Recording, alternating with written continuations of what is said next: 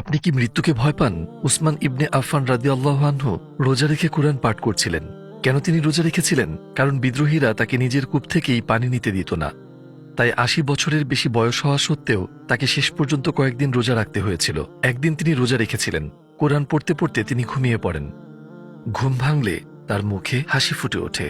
তার স্ত্রী তাকে আনন্দের কারণ জিজ্ঞেস করে। তিনি বলেন, আমি স্বপ্নে আল্লাহর রাসূল সাল্লাল্লাহু আলাইহি ওয়াসাল্লামকে দেখেছি। তারা আমাকে একটি বারান্দা দিয়ে নিয়ে গেলেন। আমি যখন তাকালাম তখন আমি আল্লাহর রাসূলকে লক্ষ্য করলাম। তিনি আমাকে দেখে বললেন, হে উসমান, তুমি এসেছো?